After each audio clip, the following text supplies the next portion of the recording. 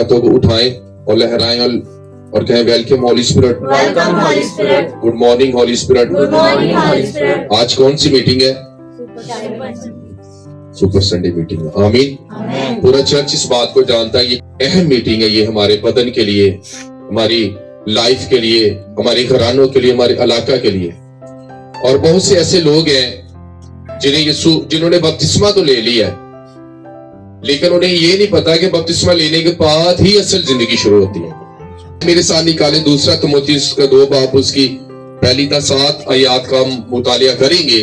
एक आयत पढ़ेंगे, फिर दूसरी, फिर तीसरी, इस तरह हम आयत बाय आयत इसको सीखने की कोशिश करेंगे। आमीन। आज थोड़ी वर्सेस ज्यादा है, तैयार है? कोई 50-60 वर्सेस है रेफरेंस। हालेलुया। वचन थोड़ा लंबा होता जाएगा, जैसे जैसे हम आत्मा में बढ़ते जाएंगे वचन भी लंबा होता जाएगा और बाइबल के भेद आपको सिखाए जाएंगे, ताकि आप, क्योंकि वर्शिप हमें आनंद देती है, खुशी देती है, लेकिन हमारी जिंदगी जो ब्लेस करता है वो खुदा का कलाम है। हालेलुया। बस ए मेरे फर्जंदो, तू उस फजल से जो मसीह यीशु में है मजबूत बन। आमीन। आमीन। आए हम सब अपनी जगहों पर बैठ जाएंगे। लिखा, बस ए मेरे फर्जंद, उस फजल से जो मसीह यीशु में है स्ट्रॉन्ग बन। क्या बन? मजबूत बन। आज हम 3 चीजें सीखेंगे। कितनी? सिपाही, खिलाड़ी और किसान। क्या? सिपाही, खिलाड़ी और किसान। और अगर आप आज यहां मौजूद हैं, अगर आपने बपतिस्मा लिया है, अगर आप गैर जुबानी बोलते हैं, तो ये उसके फजल से है, ये उसकी फजल से है और उसकी ग्रेस से है कि आप यहां मौजूद हैं। खुदा ने आपको अलग कर दिया इस जहान से। हम इस जहान के हैं पर इस जान के नहीं। हम इस जहान में मौजूद हैं लेकिन जान के नहीं। खुदा ने हमें सिलेक्ट किया, खुदा ने हमारा चुनाव किया, खुदा ने हमें अलग किया ताकि हम उसके कामों को करें। हालेलुया। तो फजल, ग्रेस, यानी कि खुदा का फजल हम पर हुआ और उसने हमें सिलेक्ट किया, हमारा चुनाव किया और हमें एक अलग अलग खिदमत दी।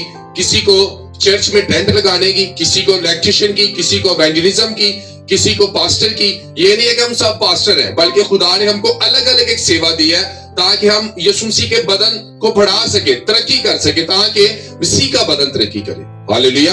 और जैसे जैसे हम मसीह के बदन की तरक्की करते जाएंगे, वैसे वैसे हमारी भी तरक्की होती जाएगी, हम भी खड़े होते जाएंगे। हालेलुया। तो फजल के बदौलत ये सब कुछ है।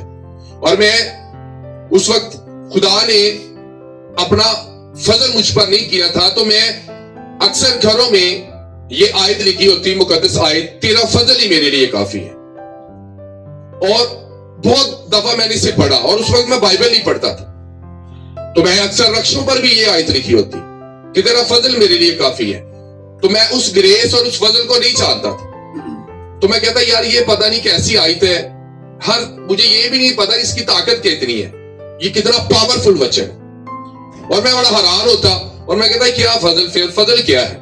लेकिन जब मैं मसीही जिंदगी में आया और जब मैंने इंजील मुकद्दस का मुतालिया किया, तो जब मैंने पौलुस रसूल का ये वचन जो उसने लिखा कि तेरा फजल ही मेरे लिए काफी है। हालेलुया।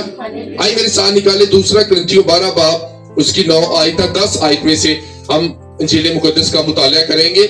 और ये इतनी पावरफुल वर्ड कि एक दिन मैं रात को जब प्रेयर कर रहा था तो मुझे तब इसकी ताकत का पता लगा और मैं 1.5 घंटा सिर्फ इसी वचन को कोड करके प्रेयर करता रहा, तेरा फजल ही मेरे लिए काफी है, तेरा फजल ही मेरे लिए काफी है, तेरा फजल ही मेरे लिए काफी है। और मैं 1.5 घंटे प्रार्थना करता रहा और उस ग्रेस को, उस फजल को मांगता रहा जो यीशु मसीह पर था, जो एलिया नबी पर था, जो अब्राहम पर था, जो खुदा के तमाम अंबिया पर था, खुदा के तमाम अंबिया अस्कर पर था, अंबिया अकबर पर था।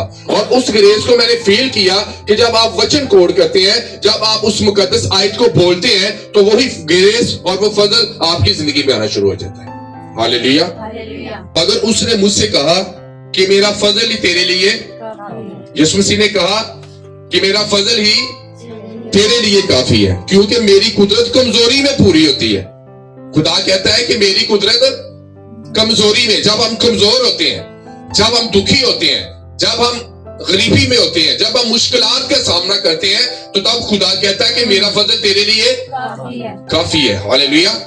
उसकी ग्रेस, उसका फजल हमारे लिए काफी है। मेरी चीजों, इन तमाम चीजों को फाइट करने के लिए उसका फजल हमारे लिए काफी है। बस मैं बड़ी खुशी के साथ अपनी कमजोरी पर फख्र करूं। वो कहते हैं मैं अपनी कमजोरियों पर फख्र करूंगा, अपनी कमजोरियों पर, अपने दुखों पर, अपनी परीक्षाओं पर, अपनी आजमाइशों पर, अपनी टेम्पटेशन पर मैं बड़ी खुशी के साथ प्राउड फील करूंगा, ना कि कुड़कुड़ाऊंगा, ना कि बुड़बड़ाऊंगा, बल्कि मैं जिस जगह पे दुख पा रहा हूं, जिस जगह पर मैं कमजोर हूं, मैं बड़ी खुशी के साथ फक्र करूंगा कि उसकी ग्रेस मुझ पर रही है और उसकी ग्रेस से ही आप ये दुख सहते हैं, आप परेशानियां सहते हैं। अगर उसका फजल ना हो तो बहुत से लोग खुदकुशी कर लेते हैं मेरे जीज, बहुत से लोग मरना चाहते हैं, लेकिन जब उसका फजल आपकी जिंदगी पर होता है तो फिर ये तमाम फजल से भरी हुई बरकतें आपकी जिंदगी में आना शुरू हो जाए। इसलिए मैं मसीह की खातिर कमजोरी में, बेइज्जती में, एहतजाज में, सताए जाने में, तंगी में खुश होऊंगा। वो कहता है मैं तंगी में, सताए जाने में, लान-तान में जब लोग मेरे खिलाफ बुरी बातें करेंगे, मैं फख्र करूंगा, मैं प्राउड फील करूंगा, ताकि मसीह की कुदरत मुझ पर छाई रहे मेरे चीजों। हालेलुया। इसलिए मैं मसीह की खातिर कमजोरी में, बेइज्जती में, एहतियाज में, सताए जाने में, नेकी में खुश हूं, क्योंकि जब मैं कमजोर होता हूं तभी मैं जोरावर होता हूं। हालेलुया। कहता है जब मैं कमजोर होता हूं तभी तो मैं जोरावर होता हूं। जब मैं दुखी होता हूं, सिताए जाने में, जब मुझे कमी होती है किसी चीज की, मैं अपनी कमजोरियों पर फख्र करूंगा, क्योंकि मैं जब कमजोर होता हूं तभी मैं जोरावर होता हूं। हालेलुया।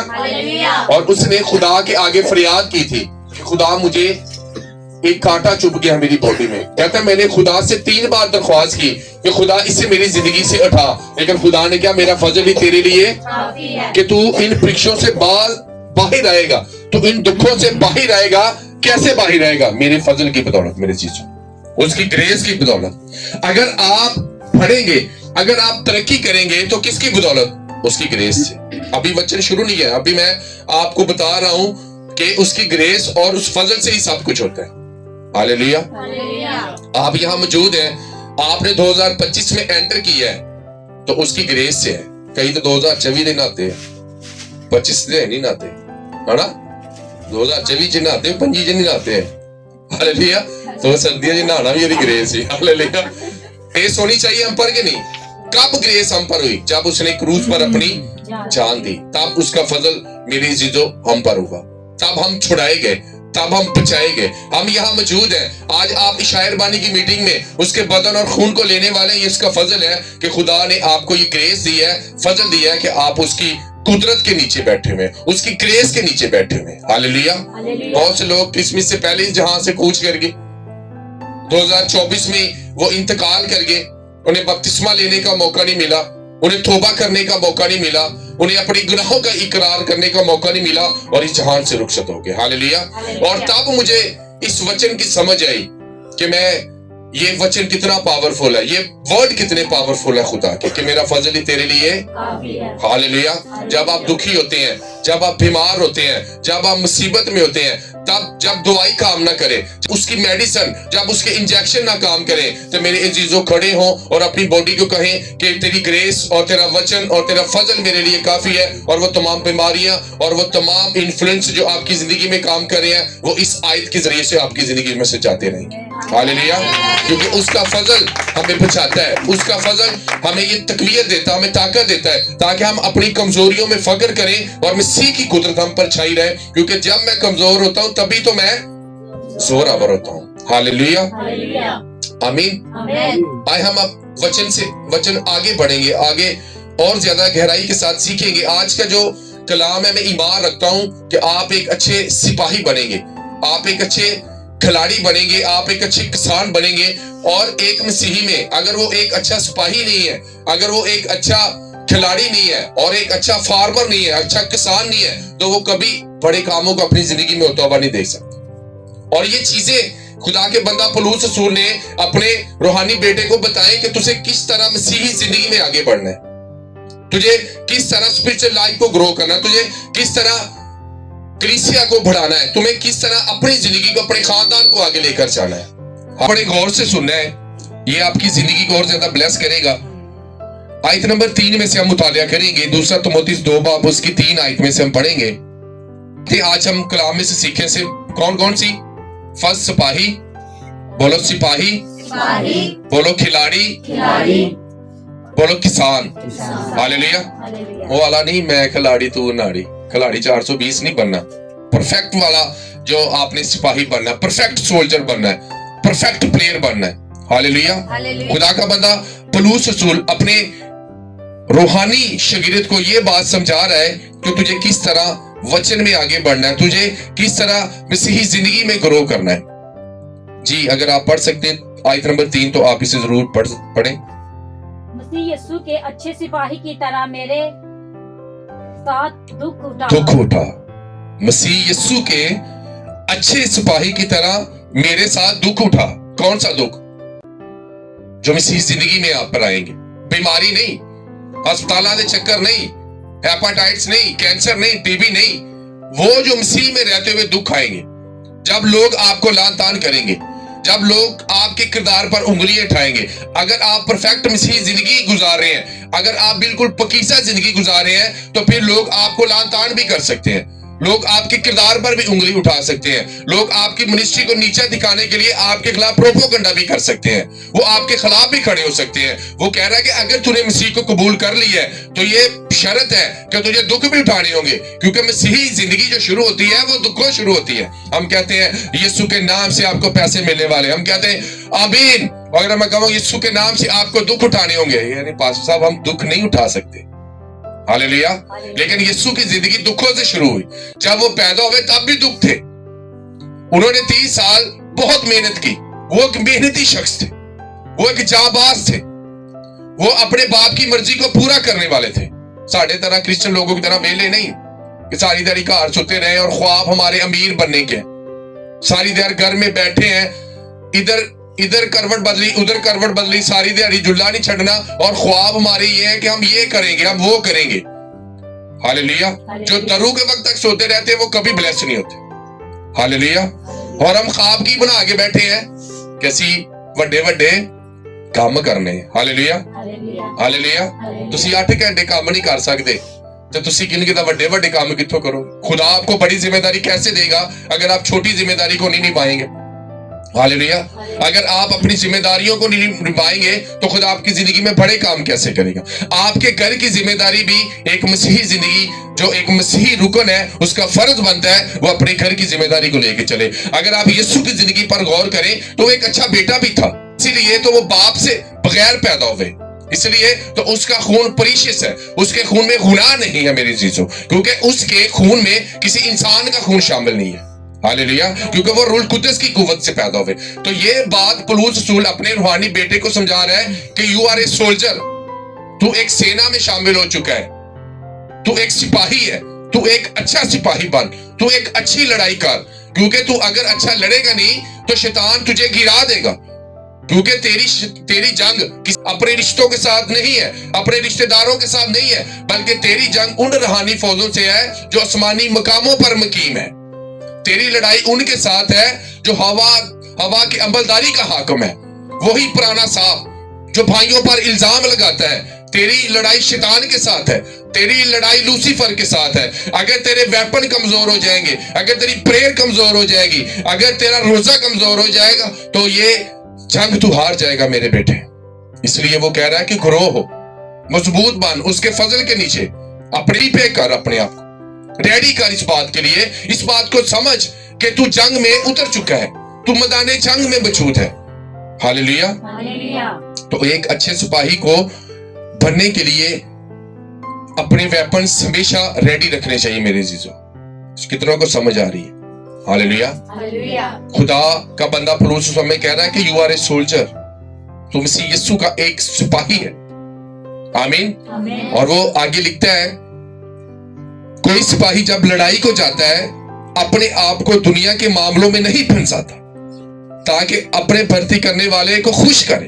वो कहता है जब कोई सोल्जर मैदाने जंग में उतरता है तो वो अपने आप को दुनिया के मामलों में नहीं फंसाता, बल्कि उसका विजन, उसका टास्क लड़ाई है, फाइट है।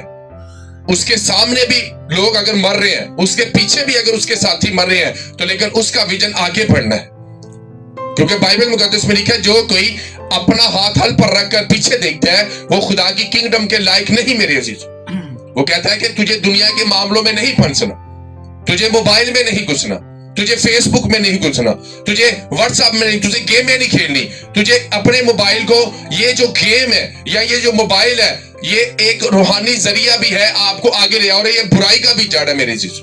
हालेलुया। मैं अपना मोबाइल सारा दिन यूज करता हूँ, रात को इसमें वचन सुन रहा हूँ, सुबह को वर्शिप लगाता हूँ, इस पर हवाला चार्ट ढूंढता हूँ, क्योंकि मैंने ये वेपन शैतान के खिलाफ बनाया है। हालेलुया। और शैतान इस वेपन को मेरे खिलाफ खड़ा नहीं कर सकता। हालेलुया। इसलिए आप अपनी कमियों में, कमजोरियों में, अपनी घटियों में खुदा से कहें कि मैं जब कमजोर होता हूं तभी मैं जोरावर होता हूं, ताकि मसीह की कुदरत मुझ पर छाई रहे, और ये तेरे फजल से होगा। हालेलुया। उसने कहा खुदा मैं बीमार हूं, खुदा मैं दुखी हूं, पौलुस रसूल मैं मुसीबत में हूं।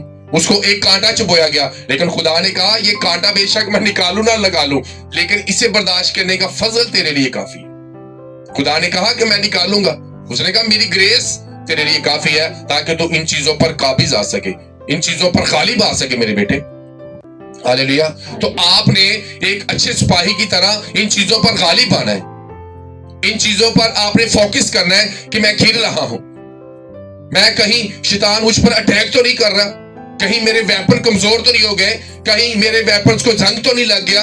मेरी चीजों, अगर आप कहीं ना कहीं कमजोर हैं, शैतान ने आपको नीचे गिराया है, तो अपने वेपन्स को मेरे अजीजों फिर से तैयार करें, और वो तैयार खुदा का वचन है, वो तैयार बाइबल रीडिंग है, वो प्रेयर और फास्टिंग है।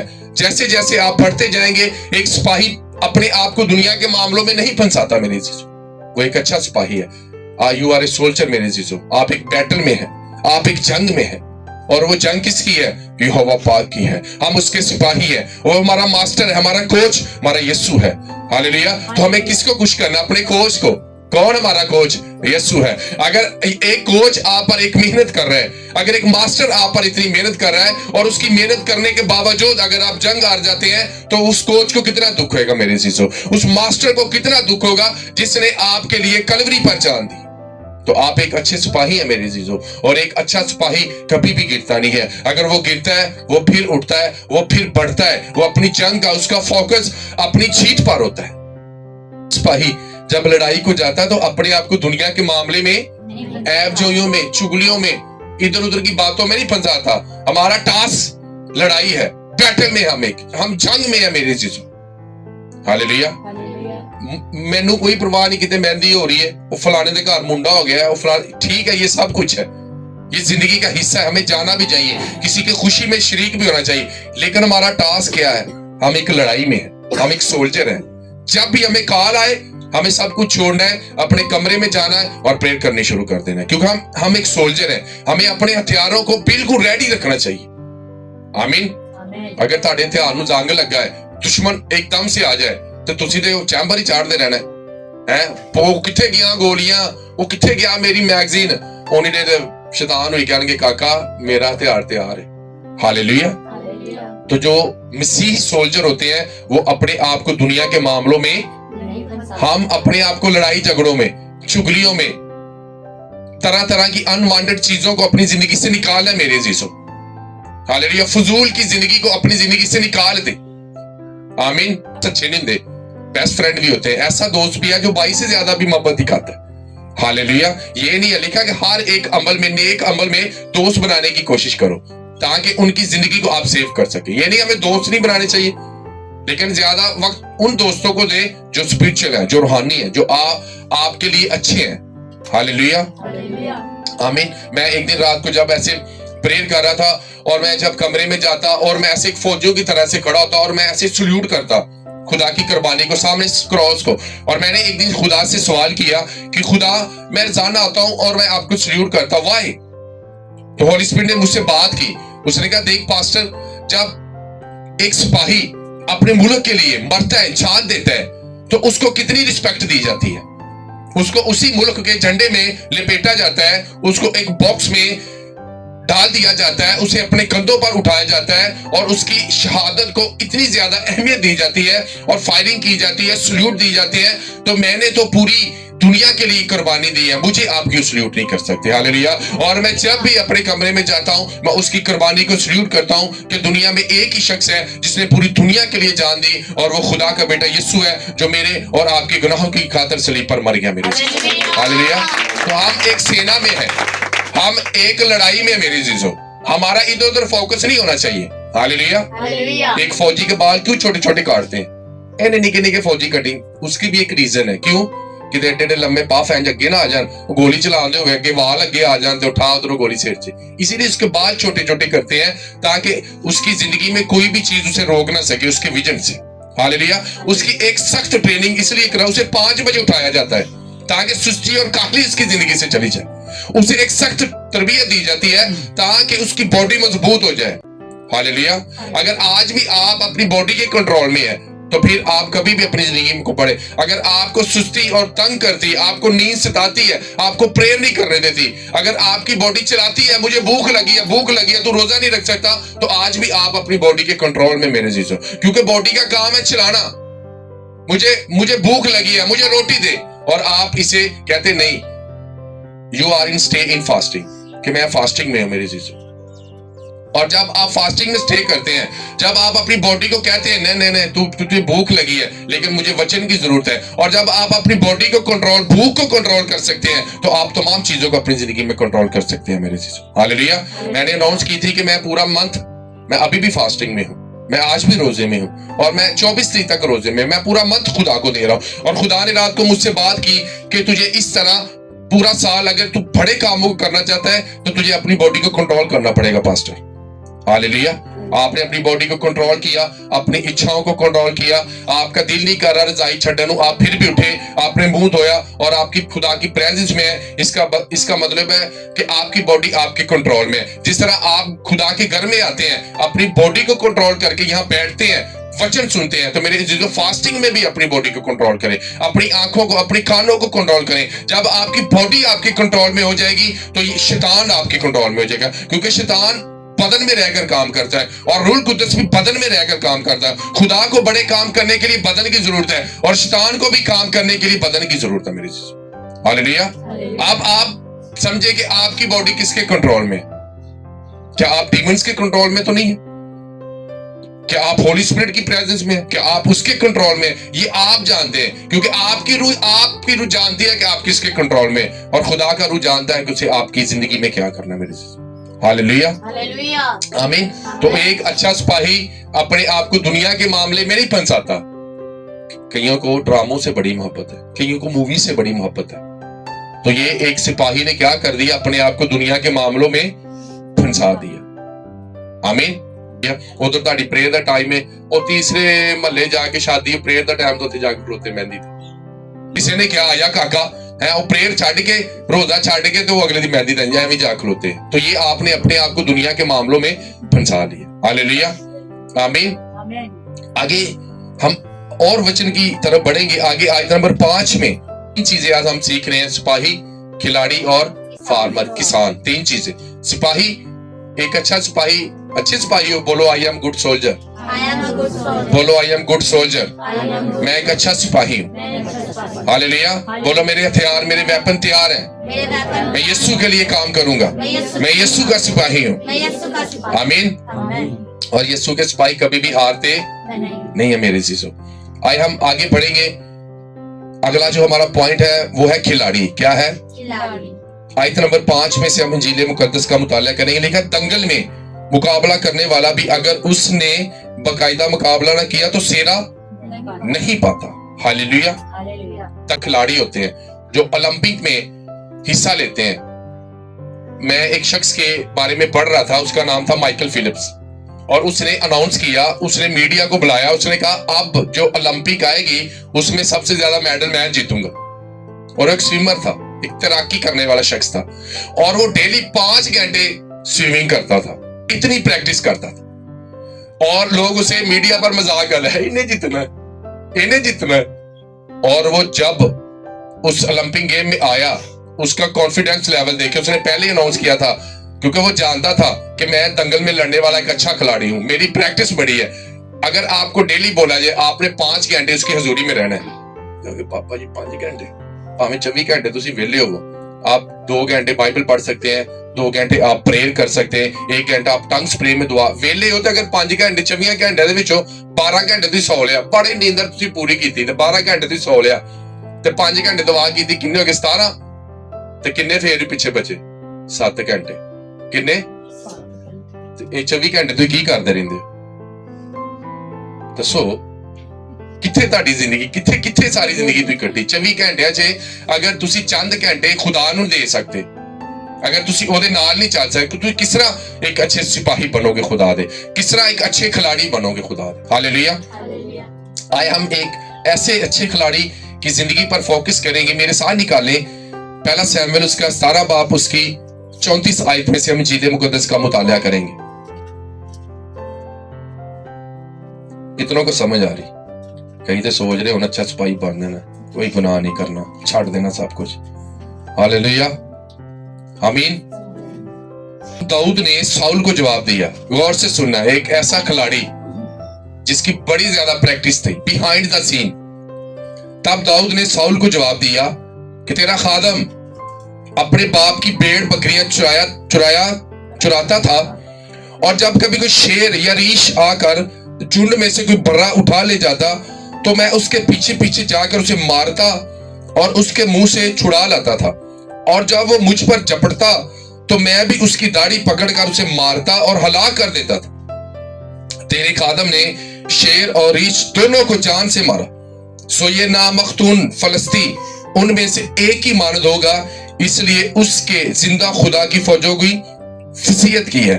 फिर दाऊद ने कहा, खुदावन ने मुझे शेर और रीछ के पंजे से बचाया, वो ही मुझको इस फलिस्ती के हाथ से बचाएगा। अगर आप दाऊद की लाइफ पर गौर करें तो दाऊद एकदम से नहीं आया कि उसने फलाखन घुमाई और जाती जूलियत को मारा और वो मर गया। बिहाइंड द सीन आप उसकी मेहनत देखें, वो एक ऐसा खिलाड़ी था कि वो प्रैक्टिस करता था। वो अपने बाप की क्या चलाता था? भेड़ बकरियां। तो सानू प्यो कह देना, कोई काम कर दे, अच्छा प्यो लिखा, वो अपने बाप की भेड़ बकरियां क्या किसकी किते उन्हें बाइबल जो उन्हें प्यो की गल ना मनी होए, लिखा वो बाप की भेड़ बकरियां।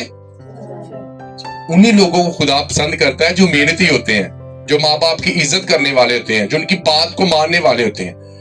आप स्पिरिचुअल तब होते हैं जब आप अपने बायोलॉजिकल माँ बाप की इज्जत करते हैं, और जब आप अपने बायोलॉजिकल अपने जिस्मानी माँ बाप की इज्जत नहीं करते, खुदा कभी आपको सिलेक्ट नहीं करता, क्योंकि खुदा अपने वचन के खिलाफ कभी काम नहीं करता। और आप स्टेज पर कभी आकर ये कहे मैं अपने माँ प्यो की नाफरमानी की थी, आज खुदा ने मैंने बड़ी बरकत दी थी। नो, कहता है अगर तू अपने माँ बाप की इज्जत करेगा तो जमीन पर तेरी उम्र दराज होगी। क्या होगी? ये पहला हुक्म है, उसके साथ वादा भी है मेरे जीजू। हालेलुया।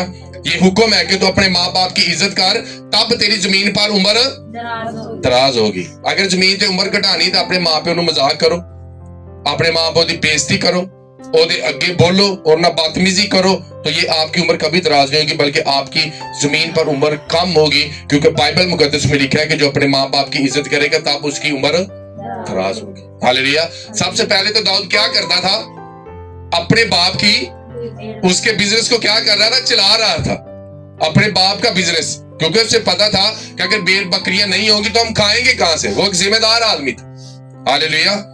और जब उसे जंग में जाने का मौका मिला, वो एक अच्छा पहले खिलाड़ी बना, फिर एक अच्छा सोल्जर बना, पहले एक अच्छी प्रैक्टिस की लिया। और वो क्या करता था? बिहाइंड द सीन प्रैक्टिस करता था। वो कहता मैं जब भेड़ बकरियां चराता था तो अक्सर शेर, कोई कुत्ता नहीं, कौन? शेर की गल हो रही, कुत्ते की गल, साढ़े पीछे कुत्ता लगे थे यो चौथे महल्ले।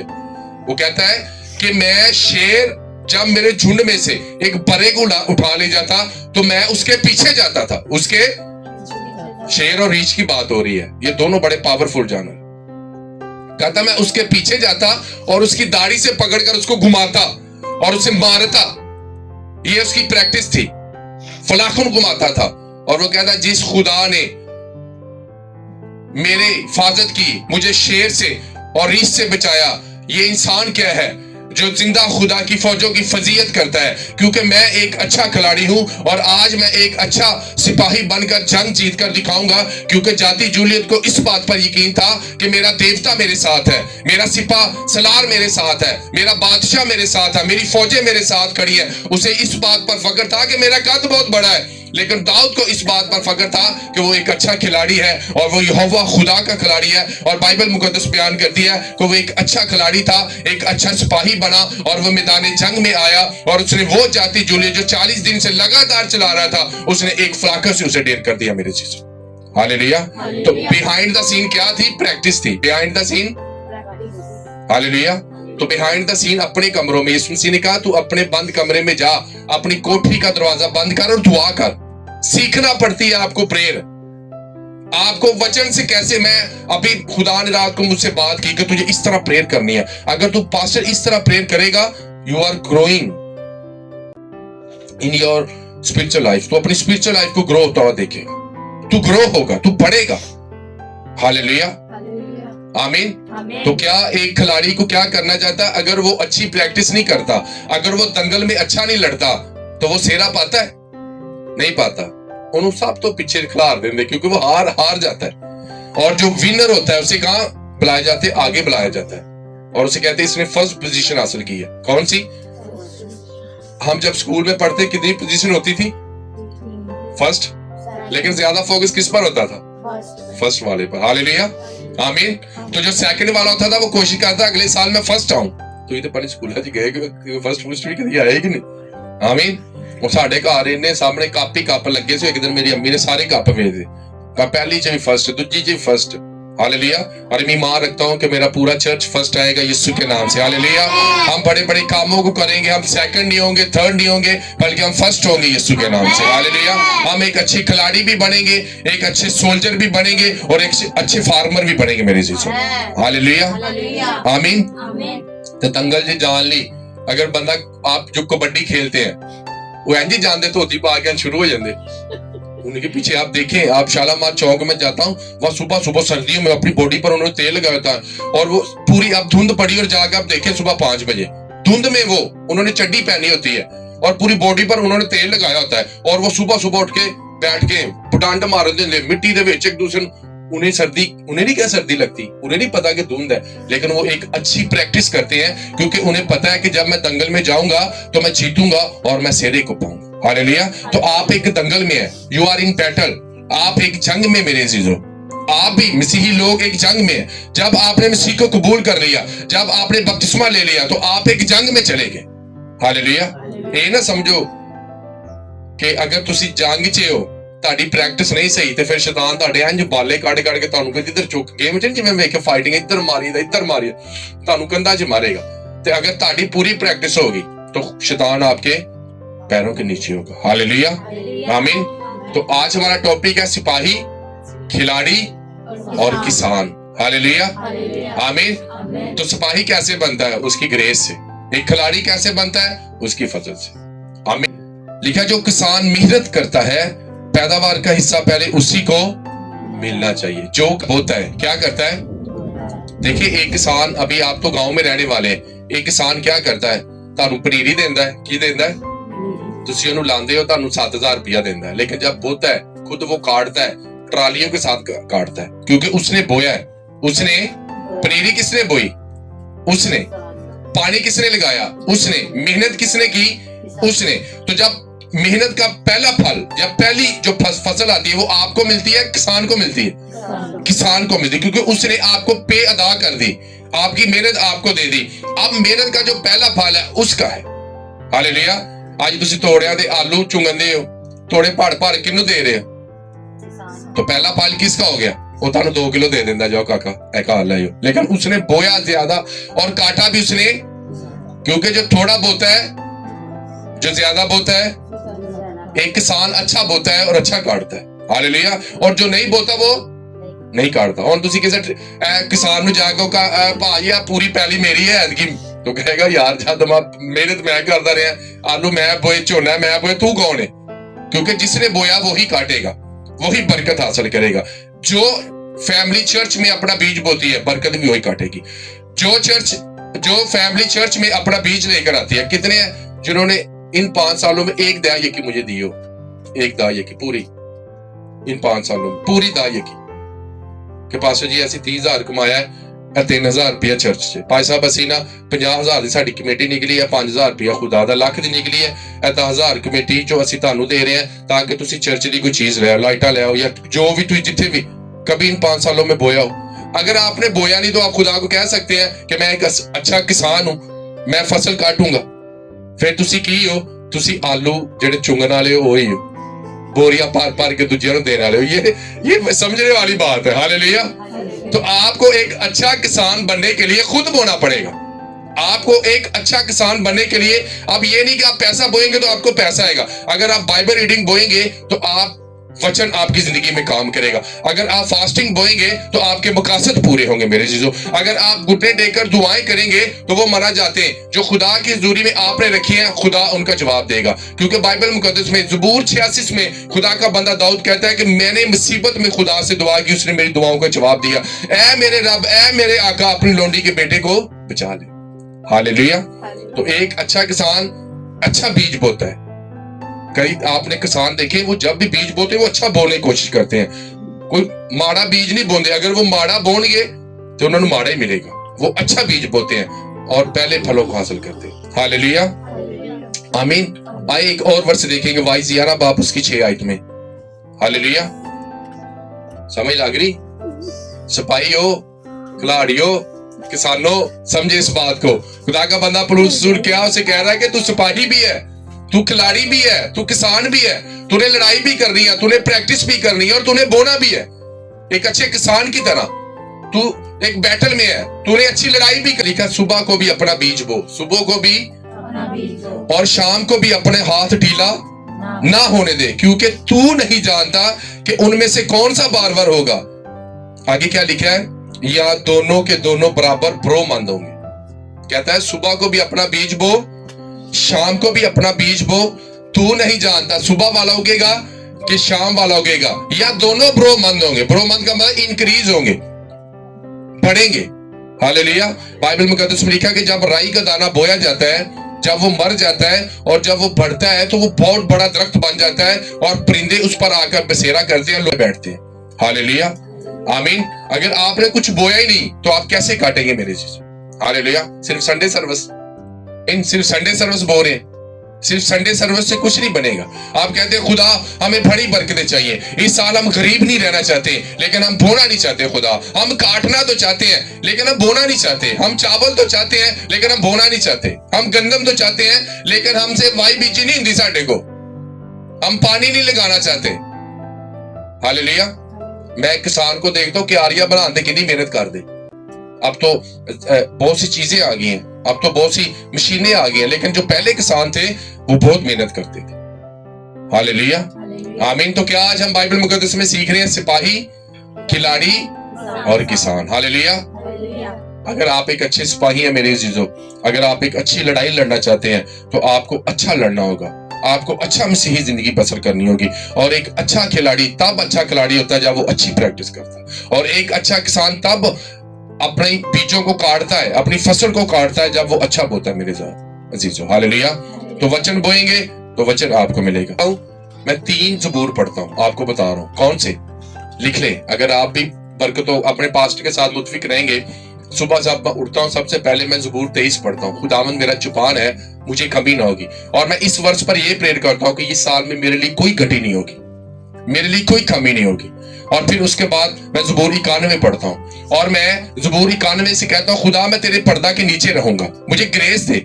और फिर जब मैं कहता हूँ कोई वो बात तेरे खैमा की नहीं तो मैं अपनी बॉडी को कहता हूँ कि मैं कभी बीमार नहीं होऊंगा। और जब आप करते रहेंगे यकीन जाने आप कभी बीमार नहीं होंगे।